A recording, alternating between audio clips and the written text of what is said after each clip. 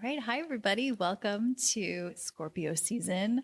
This is episode 14 of our Heartbeat to Go podcast, Challenges and Transformations. And today's episode, we're going to talk about shadow work. We're going to talk about the astrology for Scorpio season and some of the themes of Scorpio season. So we're changing it up a little bit moving forward. But Kumbi, why don't you start just giving us, a little bit of a background on Scorpio and some of the themes and things to expect for this season. And then we can talk more about shadow work. Yeah, I think that, okay, so we're totally switching it up. We definitely want to talk about the shadow work challenge that we did last year. And we're going to review some of that again, because we were just looking at that and just talking about how great it is and how we probably all need to be doing this on a more regular basis. And then, and I'll just go over some of the general astrology and the astrological themes for Scorpio season, as well as, also remind everybody that we do a weekly astrology informational preview every Monday at 5:00 on IG Live. That's always posted on our feed as well. So on the Heartbeat House and the Heartbeat to Go accounts. So I wanted to just preface that by saying that there's so much more astrology. Like the thing with astrology, it's just like with yoga, it's just like probably any sort of contemplative practice, is that the more you get into it, the more you know that the more there is to know, and the more like nuances and specifics and etc. So this monthly one, I'm more envisioning it to be kind of just like a general, very almost like a beginner style overview. And then, and on the weekly, we'll kind of maybe be able to get more into the specifics and the nuances of stuff. Great. Although I probably will get into some specifics. So we know so this is just in general, some of the astrological themes for Scorpio season, but then we'll also talk about specifically for 2022 for this upcoming Scorpio season.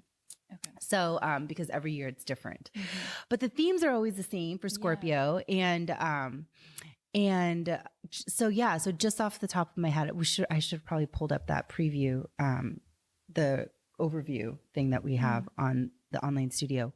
But off the top of my head, what I know for Scorpio is that the main thing about Scorpio is about transformation, and it's about shadow work. It's about looking at the things that are buried underneath the surface, things that are usually non-physical, things that are the unseen, the energetics, the things that what's really going on versus like what we actually can just see. Right. So as they say, like our conscious mind is only about 10% of our entire like actual consciousness, and everything else is in our subconscious or buried in our unconscious. So think about the shadow or the themes that come up during Scorpio season being all of that unconscious, which is like what, 90%? So it's a lot. Yep. So, but we're talking about transformation. We're talking about deep emotional stuff, deep psychological stuff. Scorpio is ruled by the planet Pluto, and Pluto represents the underworld, they say, and the underworld. So it can sound kind of spooky, and it's cool that Halloween is during this time too. I'm sure there's some sort of like mythology that is around that's tied to Halloween. But so it's about this deep transformation and looking at things, really, really like underneath, like below the surface, like looking at what might be ruling our unconscious, looking at, what are the things that we don't want to look at as far as the shadow sides of ourselves or the parts of ourselves that have to do with, I was just recently talking about core wounds, which are, about like shame or guilt or, embarrassment or, or like repression or denial, like the things that are just like, we just don't even want to, they're in our unconscious for a reason. We're like unwilling to look at, like we don't want to look at. So the uncomfortable and, and all that kind of like the dark side. Yes. Yeah. But the dark side being the good side. The good side, for sure. Yeah. I also think, shadow work is sometimes like you know how they say everyone's a mirror? And Yes. so it's kind of like how you get triggered by somebody that can be an indication of something that's going on in you with your shadow. But it can also be like the good stuff too, right? Like Absolutely. everybody's like a Yes. reflection of like the quote bad as well as the good or the potential that we have inside of ourselves Yes. too. Yes. So Yeah. that's really interesting. Yeah, I to think look at it's it, too. all, yeah, I think it's definitely, it gets a bad rap as being like the negative qualities or the things that we don't want to look at. Yeah. But yeah, it can also just be like things that you're just not like totally aware of that are great. Right. Or like the potential in like what you see in someone else can be like something that you can you know, cultivate inside of yourself if you're willing to work through like all of the blocks within your shadow. Right. Right. So yeah. it's Like that's what shadow work reveals to you. Yeah, exactly. Yeah. Exactly. So, Exactly. Yeah. So anyway, do we want to maybe go over some of the other themes that we talk about on our IG lives as far as the diet and exercise? And yeah. I mean, you know, I will say that it's a fixed water sign. So it's like one of those, it's like very kind of, like it's a stuck, you know, kind of energy, you know, it's like Yeah. it's like a very like, I would say fixed signs are harder signs to avoid in a way.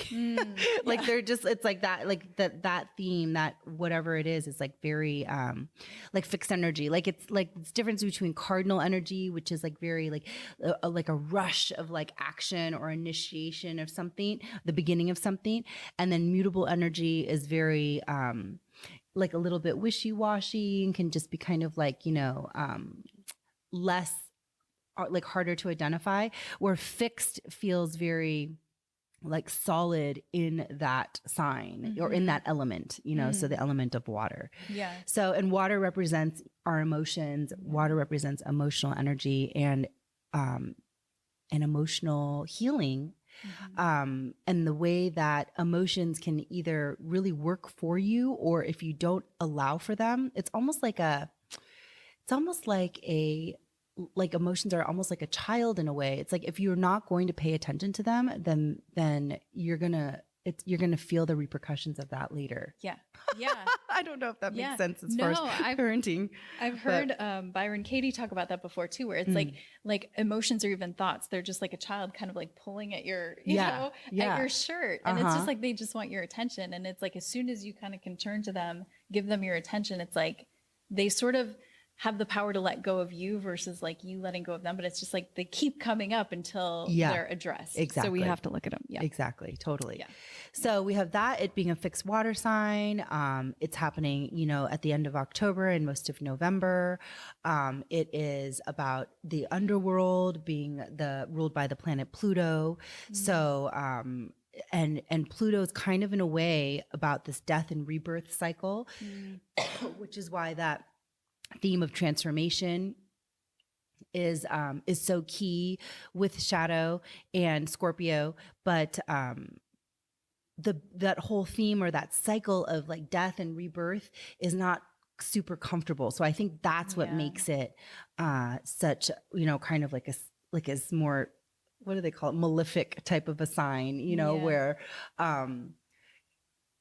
it's like change and transformation and death, and those phases of death and rebirth are really, really, really challenging. Yeah. Yeah. But Completely. as always, in a good way. In a good way. And for a good reason. Right. And there's so much opportunity, you know, in it. Right.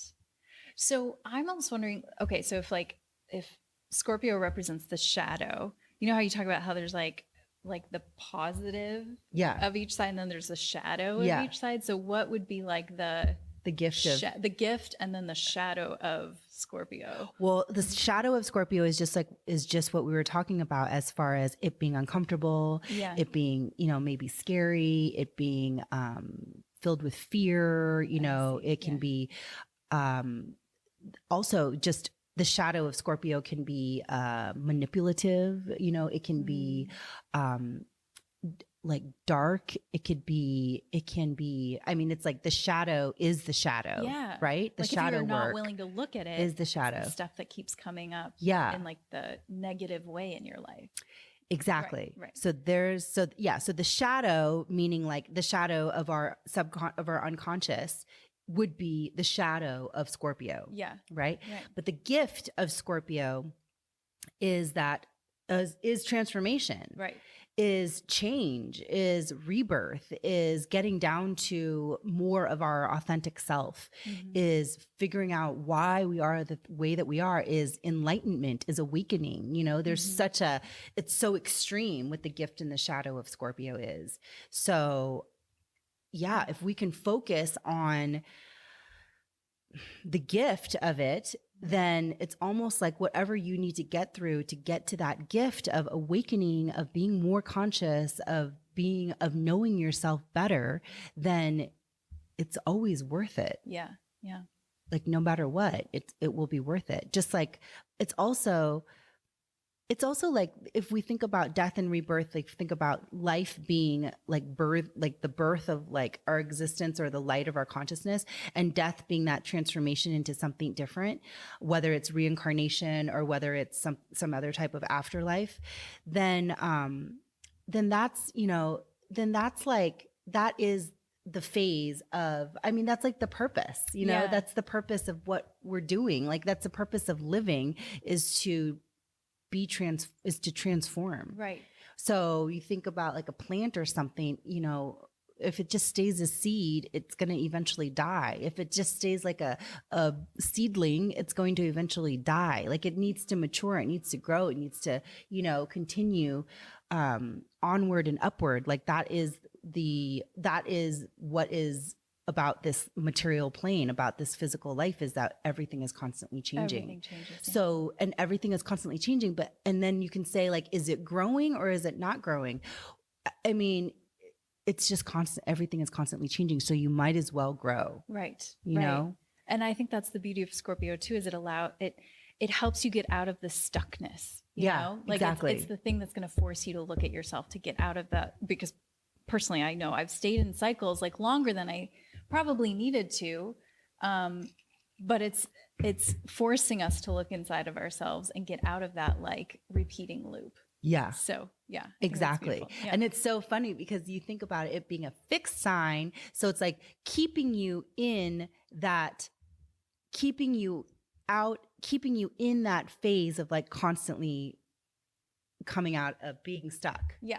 Yeah. You know what I mean? Right, it's like you're not going to be able to avoid it. Right. You know, like that's what this is about. You know, it's fixed in that's what it's doing. Right. Right. So we can fight it as much as we want. Yeah. But it'll just be more painful if we don't work with it. Exactly. Work with the energy of it. Yep. Okay. Yeah.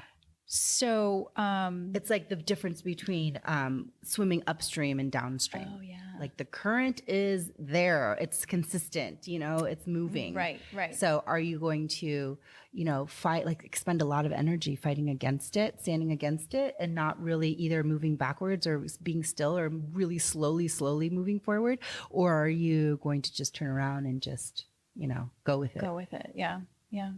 Makes sense. Yeah. Yeah. So I know that there's like eclipses coming up during this season, right? Too, Okay, so, yeah. So really so intense. other than so I guess we'll talk about some of the other stuff as far as like what recommendations or what would be things to do and focus on during on a day-to-day during Scorpio season. But yes, so the astrology for this year's Scorpio season is pretty big. And it's pretty big because yes, eclipse season is upon us. It's happening at the next new moon will be the partial solar eclipse. And then we have a total lunar eclipse at the end of October, I believe. Wait, I have to look at my notes. It's at the end of October or the beginning of November. Total lunar eclipse. Oh, sorry. It's the lunar eclipse in Taurus, full moon in Taurus on November 8th. So the solar eclipse is on October 25th. So these are huge because eclipses are considered portal ways of change and transformation, where things get sped up times 100 or times 1,000. And the fact that it's in Scorpio season is we're already speeding up this transformation. So then this is going to be even like a bigger, faster, quicker transformation process. and the fact that the nodes, which the nodes of the moon are on the Taurus Scorpio eclipse axis. So it's just that, and it just happened. It was in the Taurus Scorpio axis last May and June is when we had our last batch of eclipses. So we can think about that, about what happened then. And it's going to be around those same themes this time around. Okay. And I know, super interesting. So, and the reason why, so it's always around, so the eclipse axis is always going to be whatever sign that the moon or whatever sign that the sun and the moon are in. But what I was going to say, why it is so significant for me personally is because my nodes are also on the Taurus Scorpio eclipse axis. Oh, interesting. So I have my north node in Scorpio and my south node in Taurus. And right now it's the opposite, where the north node is in Taurus and the south node will be in Scorpio. Okay. So, so it's going to be super. So anybody with Taurus Scorpio placements, especially moon placements or nodal placements or any personal planets in those placements, as far as Taurus and Scorpio, are going to be like feel this the most. Okay. Just as a so if I have a rising in Taurus, will I feel that? Okay. Yes, okay. absolutely. Okay. Yeah, especially the rising, because the rising is such a significant, the biggest, kind of one of the biggest things. That's like, I just did this. I have to show you still the membership model for the studio that I'm going to put out by Monday. Oh, wow. And I had it as, so it's 3 different tiers of membership that include like so many different offerings that the studio has to offer that I feel like people don't know about yet. So I'm just trying to put them in like neat little, prepackaged packages. And I was like, well, the sun, and I wanted to name them different things. I wanted to name them the sun and the moon and the rising. And I was like, well, the sun should be like the most encompassing, right? And then the moon should be like maybe the least, and then the rising. And I was like, no, it should totally be the opposite. The sun is the least committed tier. The moon is is kind of in the middle, and then the rising is the most committed, the ones that want to be the most challenged. Because rising, to me, when you can really embody, I mean, they say the planet that rules your rising is the planet that rules your life. So if your rising is Taurus and Venus is the ruler of Taurus, then that Venus planet is the most important. And I think we talked about that in your reading too, that your benefic is Venus because you have a nighttime chart. Yes. Yeah. So Venus is a huge important planet for you in this life. Like the Venetian themes will continue to always come up. Okay. And my rising is Leo, so that means what do they call? I think they call it the ruler of your chart is that planet. So in that planet, it would be the sun. So that's really interesting. Yeah, too. Which in so many ways it makes sense, but it's so weird how things make sense, right? But like, you're like, wait, is it making sense like after the fact? Just because I'm like, for a minute. yeah. Okay. Is it like, I don't know if it's like confirmation bias or something, but when you're like, oh, okay, wow, I can see how that makes sense. Read all about Venus. That's what I'll do. I know. And then and so the more you look at it, the more you focus in on it, the more you can relate to it. Yeah. Totally. So that's super interesting. So anyways, so those eclipse portals are huge, and so it's never too early to think about what was happening in the last eclipse time, last spring, last May. That was an intense time too. I can't believe it's April. Yeah. I think it's April, May, not May, June, if I'm mistaken. It was April, May. It was April, May. Yeah. Okay, yeah. So last April, May, what stuff was brought up, and then it's either coming back up, like to be wrapped up again this time around, or and then it's going to happen one more time next spring. Oh my gosh. So in the Taurus Scorpio axis. Yeah. Okay. So we're just like right in the middle. Okay. Yeah. Interesting. I know. Yeah. Well, it's bringing up the same stuff for you. 100%. So interesting. All the things in with relationship specifically for me. So yeah. That's super interesting. So and then we have those are the full moons. So the full moon, and it's the new moon, the first eclipse, which is the partial solar eclipse, is the new moon. New moon in Scorpio, it's the portal for change. And then the second eclipse is the full moon in Taurus. It's the total lunar eclipse on November 8th. So we have that 2-week period, which they call it like the dragon's tail. Have I ever told you about that or talked about that? No. I think it's in Vedic astrology. There is, it's called the Rahu and Ketu or something like that. It's the mouth and the tail of the dragon. So when you're going in through the eclipse portal way, which is the space between the 2 eclipses, it is like a time warp as far as you can't really, like time speeds up, time slows down. There is, lots of weird things that kind of happen and you're not sure if it's actually really happening or if it's just in your mind. There's just a little bit like murkiness. It's almost like a digestion that's happening. That's how they consider it, like going from the mouth to the tail. And then when it comes out the other side, it will be like there will be like a really great like moment of clarity or change or realization or something. So that is something to consider. So that's between the lunar.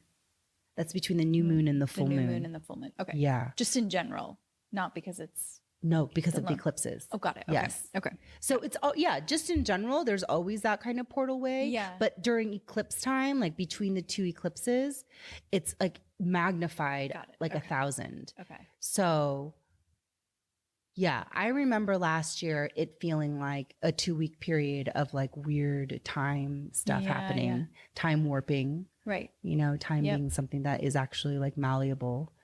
Like really feeling that. I can't remember specifically. I'm going to have to look back at that time period between April and May. But I bet you, I bet you it's a lot of the same. It was, you know, that was the time where it was like right before I had actually made the decision to reopen or move the studio. Do you remember? Was it? Do you remember we're like, we'll be at the new location in 2 weeks. Exactly. That's exactly like right. April 30th or we're something. Like April 15th. Oh yeah, April 15th. I know. And so, and I went through like a massive change of mind during that time as far as like what I was going to do and how I was going to do it. And, cause I didn't even know that was a huge period of change for sure. I did not know. And so that's what I have to continue to remind myself because that was very recent. Yeah. That was only 6 months ago. It's hard to believe. Like as far as, and even the studio being reopened, it's been very recent. Yeah. It's only been like a few months.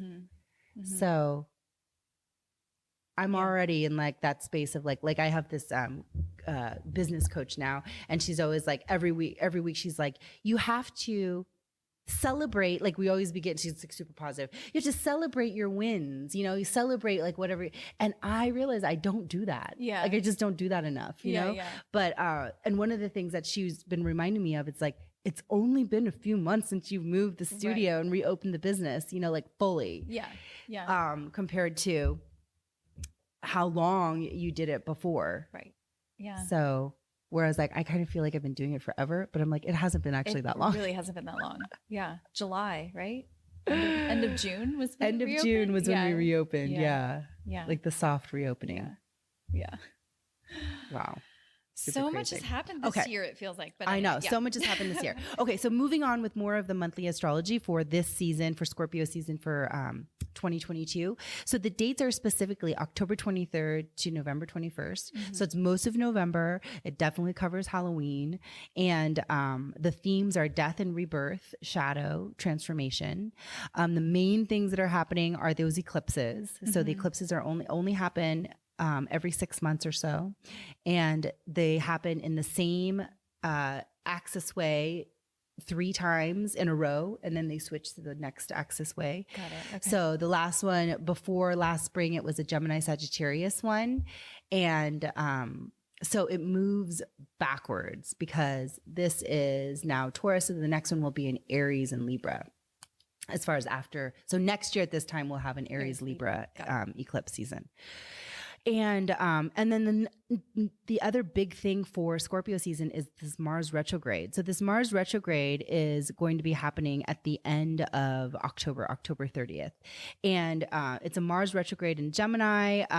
This is huge. Any of the personal planets. So there's personal planets, there's the moon, obviously, and then there's Venus, and then there's Mercury, and then there's Mars. Those are considered the personal planets because they're the closest to us as far as in proximity of the Earth. And then we have some of the outer planets would be considered Jupiter, Saturn, Neptune, Pluto, Uranus, like Chiron is all the way out there. And so those outer planets would be more representative of larger themes that affect more of the culture or of the collective. I see. Okay. So anytime we're talking about like all of the things that are significant would be like on a personal level is what I'm going to be mostly referring to. And that's mostly just the movements between the moon. Moon movements are what I talk about in the weekly astrology.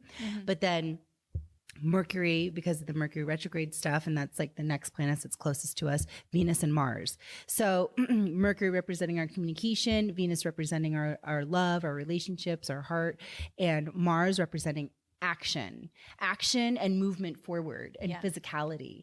And so, and it's like the red, I've heard it being referred to as like the red. It's like the red king. It is considered like the red planet because it does look red when you look at it up in the sky. Yeah.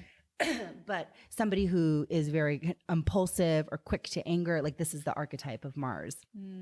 Somebody very, just dominating and warrior, kind of energy, like pushing forward. Yeah. So of course you could see the gift and the shadow of that. Yeah. And so when Mars goes into retrograde, so I have Mars in Gemini. So I do too. Actually, I have Mars in Gemini. I have Mercury in Libra. Yeah. So I have Mars in Gemini. So that is about, Gemini is a lens of thinking, of communication, of thought, of how we process information. And so Mars, having that type of like archetype of like the warrior, it's kind of like how we look at ideas and information is like, it can sometimes feel very black and white. It can sometimes be like maybe come out as aggressive or maybe the shadow of aggression, which is repression, which is, so there's different things to look at with Mars when it comes to, the filter of communication and information and logistics and details, which would be Gemini. But when Mars goes into retrograde, that's like all of that action of like moving forward, which would be like the gift of Mars, starts to feel like slows down, starts to feel slightly sluggish. And so I forget how many days that this retrograde period is, but it's, for Mars, like, I want to say like something around 45 days or something like that, but it's going to be going in and out of retrograde. I know for a fact, all the way through next spring. So it's going to be in Gemini. It's going to be going in back and forth in Gemini, for the next like 7 months or so. Okay. So that's like, so when it goes into the retrograde period, it is slowing down. It is starting to become sluggish. It's hard to maybe take actions or things take longer to get done. You might not feel as motivated to do things. There might be, something that changes in your physical routine that might slow down, things like that. So that's like a big thing that everybody's talking about as far as what's happening for October and for Scorpio season is this Mars retrograde. That's on the 30th. But beginning the Scorpio season, we have Saturn stationing direct. So right now we have a lot of planets that are in retrograde, which is what has kind of made things feel a little bit sluggish. And they're all starting to like slowly one by one start moving direct, except for Mars. But Mars is doing the opposite, which is it's slowing down to move into its retrograde. So when they're switching from direct to retrograde, it's like a standing still type of a period. So there's like almost like a stagnation, kind of a thing that's happening and then slowly as we move further into Scorpio season, all of these planets are going to start going out of retrograde and there's going to start becoming more momentum. Okay. And so we have that Saturn in Aquarius stationing retrograde on the 23rd, and it's been in Aquarius since June 4th. So Saturn in Aquarius is like the same thing that we've been dealing with this whole time as far as the Saturn-Uranus information or energy of the push and the pull between the old and the new. And Saturn in Aquarius makes it seem like there's very, Saturn being the planet of boundaries, of restrictions, of responsibilities, of things that remind us, of like containers and where our limitations are. And like it being in Aquarius makes it just so that this way of like thinking, like Aquarius is very outside of the box, like higher consciousness, like genius, like looking at the big picture type of a thinking. It's like there's like a struggle there, like Saturn doesn't necessarily love to be in Aquarius because it wants to stay the same, and Aquarius wants to Aquarius energy is about trying to expand those lines of conformity or of the sameness or of tradition even. And so it's still in Aquarius. It's just starting to move direct now, meaning that there's going to be more of that Saturn energy. And then on the 25th, we have solar eclipse. 26th, we have Mercury in Libra trining Mars. So this Mercury trine Mars energy is this very harmonious energy between communication, information, and action, and movement forward. So that's always like a good thing. It's usually something to do with having clear communication on how to move forward, on what needs to be taken care of, on, making those choices or talking about those choices, but definitely making choices. And then Mercury in Libra square Pluto on the 27th. So a square, again, is a challenging aspect where there is some sort of resistance, happening kind of. There's like a tension between Mercury and Pluto is, again, the planet of the underworld, of that, the unconscious, of the unseen. So there's going to be something where there's something that needs to be shown or seen that is probably not like, when there's tension, it's usually a very challenging piece of information that gets like communicated, that gets like, I don't know, something like, who knows? It's also like when we're talking just so general, it's like, I want some examples here. And then we have the Mars retrograde on the 30th. And then on the 8th, we have a Sun Cazimi Mercury, which is a Sun conjunct Mercury, which is when the Sun and Mercury are in the same degrees, in the same sign. And so that's just like clarity, all of a sudden, a big, clear understanding about something, a big some sort of realization. Like the Sun is like, right in line. It's like shining. It's like right there next to, the planet of information and communication. And then lunar eclipse on the 8th. And then on the 15th, we have Venus trine Jupiter, which is very, very nice, lucky aspect. We just recently experienced that. And the trine again is harmonious, and both Jupiter and Venus are benefics. And so this is something beautiful, something expansive, something really wonderful is going to be kicked off that day. That is, again, on the 15th. Remembering, though, that Venus will be in Scorpio then. So whatever that wonderfulness will probably have something to do with something really deep. Yeah. Okay. And then on the 16th, we have Mercury trine Jupiter. Again, trine is a great harmonious aspect. Jupiter is a very, very lucky planet. Mercury trine Jupiter, there's some sort of like great big, lucky piece of information or something really optimistic will be shown to us, or something really nice will happen. We can look for that on the 15th and 16th with Venus and Mercury trining Jupiter. And then on the 21st, which is the last day of Scorpio before we move into Sagittarius, is Mercury conjunct Venus. So conjunctions are very are harmonious and great too. It's a coming together. So if we have a coming together of the planet of communication and information, then with the planet of romance and love and beauty, then there's some sort of, it's like something will probably be, some sort of something beautiful within a relationship might happen. That's how I would interpret it. Okay. But overall though, as the sun shifts into a sign, it's like slowly one by one, the personal planets start to move into the sign as we go deeper and deeper into the season. And so that's why, I kind of look at it that the beginning of the season is still very like light energy, so the beginning of Scorpio season will be very like light Scorpio energy. Whereas like as we go deeper and deeper into Scorpio season, and then with an enhancement with the eclipses, it's going to be a really, really big month as we go further and further into it. Got it. Okay. So this is why I think it's great to do this shadow challenge for sure. Yeah. And the shadow challenge. So just like all of the challenges, because I was just thinking about these challenges, and I think we talked about in Virgo season 2 when we started doing them again. It's like once you can start, these shadow challenges are showing you how to do something that you might not be used to doing, but that you can incorporate doing slowly on your own on a regular basis. Yeah. Not just during Scorpio season. Exactly. This stuff comes up all the time. All the time. Yeah. Exactly. So that's why I love how the seasons bring up these topics to focus on and talk about. But ultimately, these topics are prevalent in all of our lives all the time.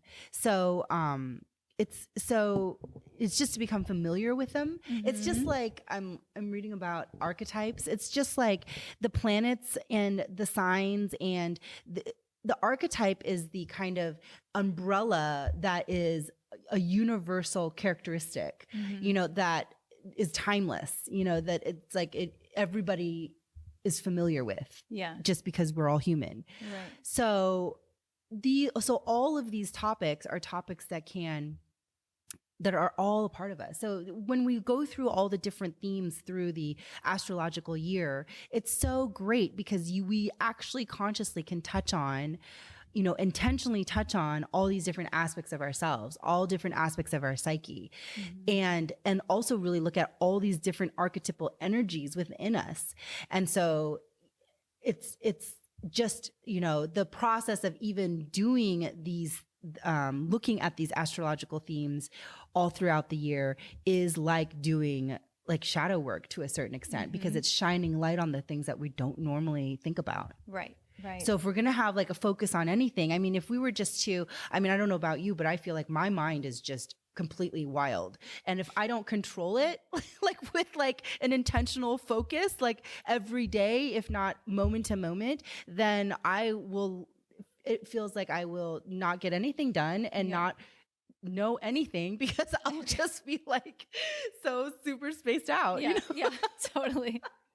So to me, this is why I am super drawn to astrology too, is that it does feel like it's something that I can really focus on, that I can really get into. And it's not just an exploration of the stars, but it's so much more about an exploration of yourself. Right? And like your psychology and how you behave and all of the, like what drives your behavior, like especially with shadow work. I think it's so interesting when, just my own personal experience recently, just like why I show up in certain ways or why I struggle with certain ways, things that I do.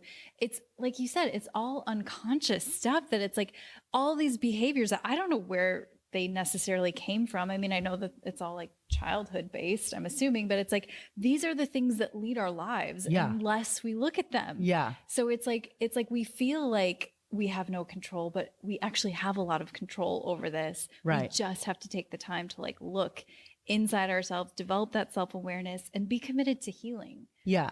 Right. I mean, well, you think about it as like, I feel like I've really genuinely gotten to the point, or at least opened myself to this perspective more and more, is that we actually get to go through these challenges. We actually get to look at these things. We actually get to be triggered so that we can look at these things. Because think about people like I think about people's birth charts and how sometimes it's like, oh, it looks all just so harmonious and easy, and they're just going to be so lucky and blessed like this whole life. Right. And people think like, oh, well, that's like a good chart, or that I have a good birth chart or whatever, or I was blessed with a certain thing.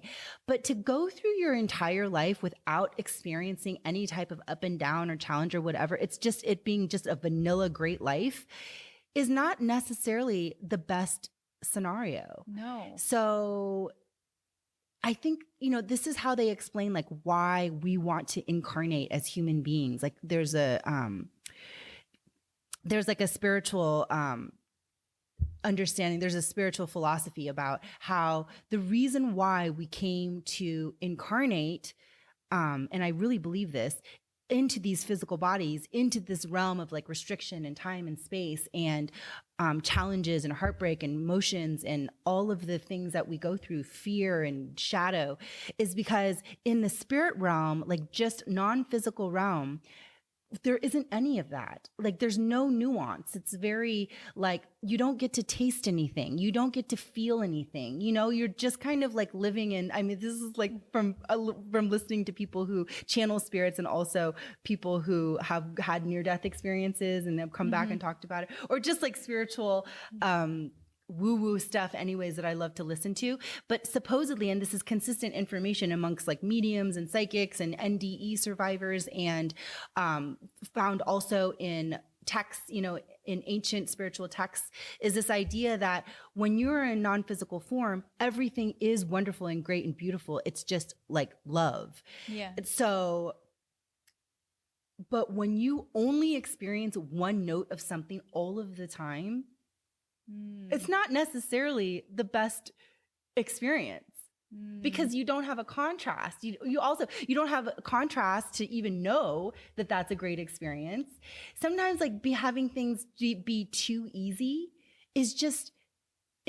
should not be the choice. Yeah. Well, and doesn't that create a shadow in and of itself? Not from a non-physical standpoint, but like if you've just had everything like spoon fed to you your whole life, it's like, then don't you struggle with like sense of entitlement, like a really big ego? I mean, I don't know, but it's like, well, that's the shadow. That's actually the way that you describe somebody having an easy life, is having their life being spoon fed to them.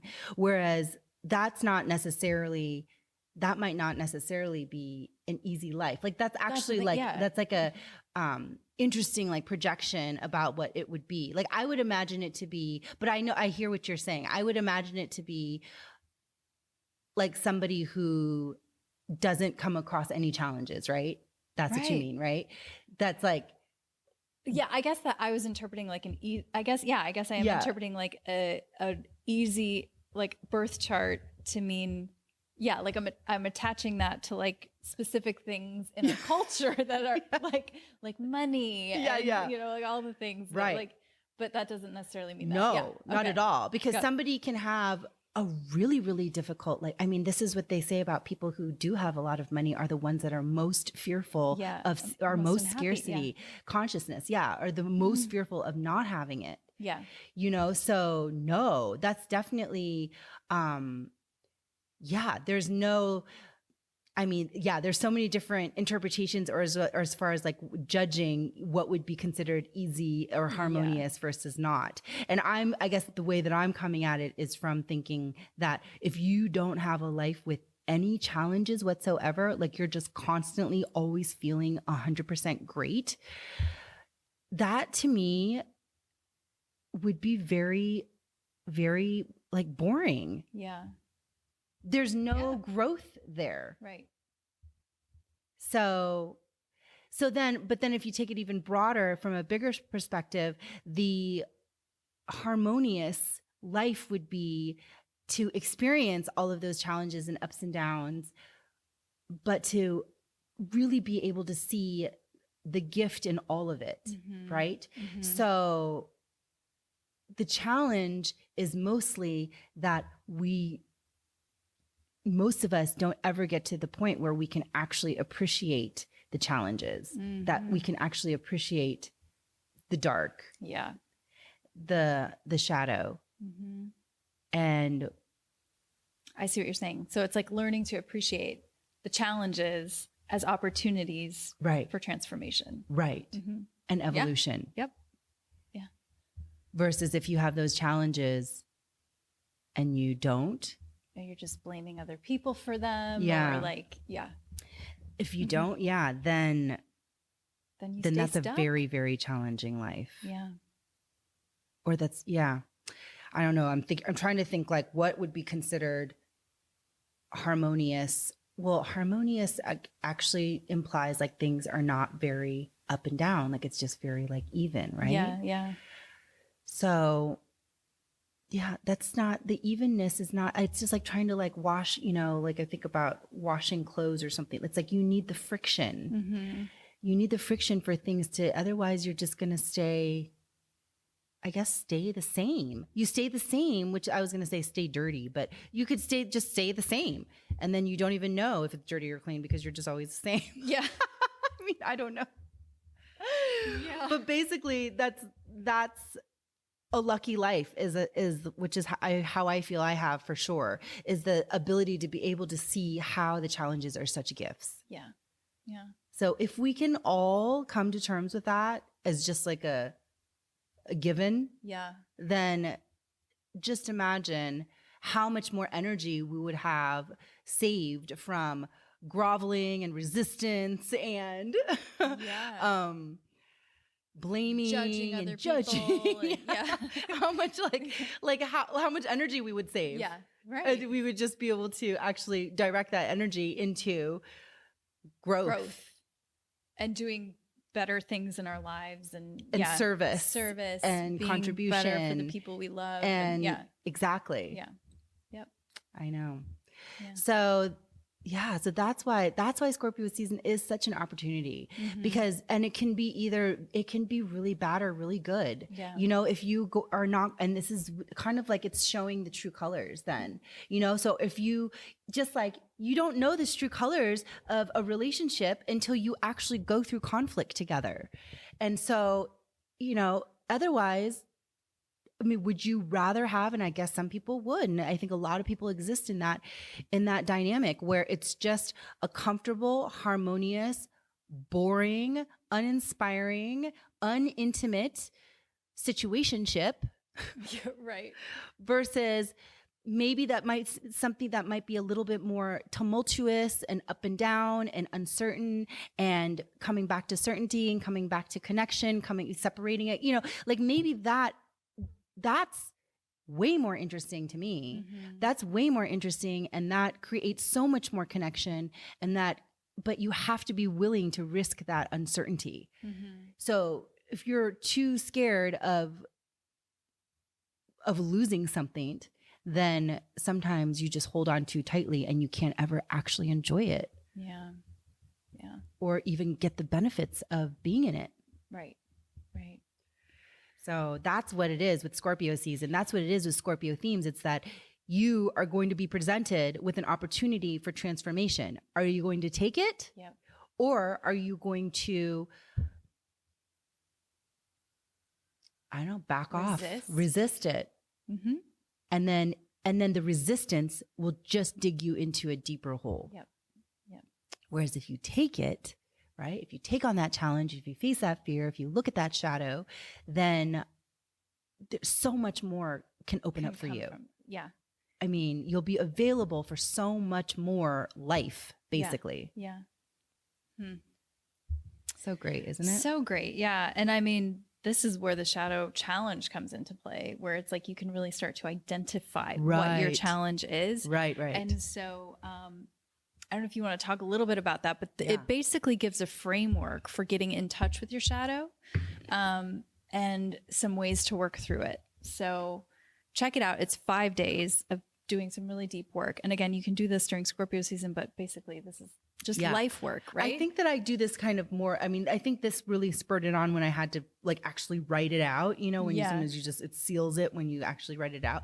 But so since then, that really solidified the practice for me.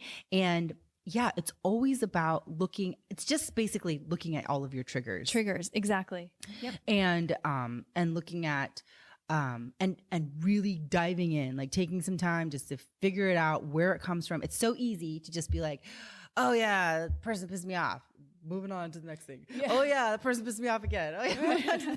It's so easy to I mean, when you get tired of being completely irritated over the same thing over and over again, then that's when some shadow work would Right. benefit you, Right. right? When you start realizing that you're stuck You're in a the common pattern. denominator Yeah. with all this. Yeah. Yeah. That's when there's something to look at. But so you can either be a pattern recognizer and recognize when it's a thing and it's something to look at, or you can just look at it right away and just being like, wow, why was I triggered by that? Like, I'm trying to think about the last time I was triggered, and it was just recent. It was over the weekend, and I was triggered because I went back into an old way of thinking that this person was showing up in the same way that they did in the past. And so, and then, which was so interesting, and I was observing myself while I was doing it, is that because I was triggered by thinking that they were showing up in the same way that they showed up in the past, I showed up in the same way that I did in the past. Right. And so then I was like, okay, wait, this feels familiar. I've been here before. So if you look at that, then it's an opportunity. It was an opportunity to be like, whoa, what is this?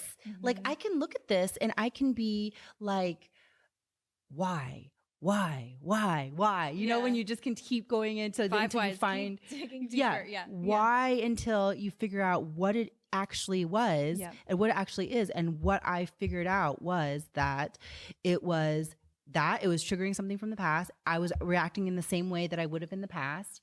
And what it is that I actually wanted, why I was blaming that person for not knowing that, then realizing that what it is that I actually wanted was what it is that I needed to do, which is communication. So then when you realize what it is that you need to do, it literally puts the ball back in your court and you become so much more empowered because then you have the ability to change the situation. You don't need to be waiting for somebody else to change. Right. And it did. It totally changed the situation because of my realization that I wanted communication. And so therefore I was more communicative, and it completely changed the dynamic. Yeah. That's great. That's so great. So yeah, looking at your triggers, or what they say, the triggers as your teachers. Treat the triggers as your teachers. There's it's like the 5 T's or something. I read that in a book. And then, and getting to the bottom of it. Yeah. Like why? And if it's something that's really deep, which it totally can be, as far as, trauma from childhood, or, some sort of deep unhealed emotional wound, then you just got to go in and you got to look at that. Then at least what to look at. You know at least what kind of healing that you might need to do. What to talk to your therapist about. It's like I always do 15-minute alarm before my therapy session. I'm like, make a list of everything that I want to talk about so that we're not wasting any time. We're just getting right to it. And so you bring them with the information to help you process and work through things, and that makes all the difference. Yeah, it really does. And I think it's like just having that self-awareness. I heard it said too that that you're starting to heal your shadow, or really integrate yourself once you are judging less, right? It's just all of a sudden it's the thing that used to trigger you no longer bothers you. Exactly. Or even if it's just a little less, you might still get triggered a little bit, but it's at least you have the awareness around it. You have the awareness around it, right? Yeah. That's a step. So it's not, sometimes it takes a while to process this and heal the shadow. But knowing that everything is a little step in the right direction has helped me a lot too. Yeah, exactly. Every little step. Yeah. Every little even light of awareness that is, every little point of expanded awareness is a step. Yep. And the awareness of the shadow, number 1, Right. So the goal is to eventually, the goal is to go through it. The goal is the journey, but eventually you do get to a point where, you do feel lighter, and you do feel more empowered, and you do feel like you have a little bit more agency and direction on and you are able to manifest things faster too, because you're not standing in your own way, or at least you're aware of what is blocking you. Right. And that's I mean, that's like, and that information is like gold because so many people are like, I don't know what is going just on. Unconsciously operating through life. I'm just like consistently hitting this wall or this ceiling and have no idea why. Right. Yeah. Or like constantly being a victim. Right. Exactly. Just constantly. Yeah. And that's like, I mean, that to me is a miserable way to exist. Way to live. Yeah. Yes. Constantly being the victim. But oh my gosh, so many of us are in that space. So many of us are. Yeah. Yeah. So shadow work challenge for sure. We have a shadow meditation that is gets released during Scorpio season, but it's always available on the online studio on Heartbeat to Go. We have a shadow coaching sheet that walks through this too. Some journal prompts to really help you get to know your shadow a little bit better. Yeah. That's great. And then we have the water. We have the water and we have the Scorpio calendars. Yeah. The Scorpio wellness calendar and the water fitness calendar. Yeah. Right. Exactly. Yeah.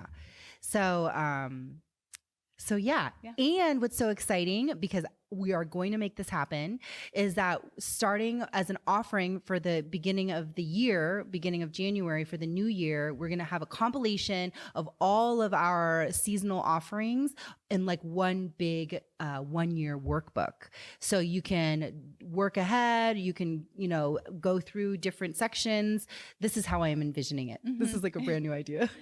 But I'm envisioning that you can either look ahead and do things that you want to do that have to do with that season, but it might not be in that season, or you can just go through it season by season and be guided on all the different things that we talk about that we release every season, but this will be in one all big together. Workbook compilation. Yeah. So I just love that kind of idea of really having your year of work right there in one big workbook for you. Right. A self workbook. Feels so good to start with Capricorn too, right? Oh my gosh. Yes, totally. Exactly. The new year, Capricorn, getting our goals set. Right. And then, moving through the whole year. And that'd be so great too, because then when we're talking about on our podcast and when we're talking about on social media, it can be, you guys can follow along either with the workbook, or at least you'll know like where to reference on the website as far as following along with the information. Also be able to look ahead, also be able to preview or review what you just went through. A lot of opportunity for processing, I think, is beneficial. As much as possible with the processing for sure. Good. Okay, great. Well, thank you so much for all of this. Yeah. We'll be back next month with Sagittarius. Yes. And which is just like a big leap out of the depths when we move into Sagittarius season. Oh, good. And I'm Sagittarius themes. Yeah. Yeah. All right. So, great. Okay, thanks everybody. Thank you. Bye. Bye. Thank you so much for joining us on today's episode of the Heartbeat to Go podcast. If you like this podcast, be sure to rate, review, and subscribe. Learn more about Heartbeat to Go over on our Instagram or Facebook at Heartbeat2Go. That's the number 2. And sign up for a free 7-day membership at heartbeat2go.com. Thanks again for listening. And until next time, remember that it's always possible to transform through your challenges.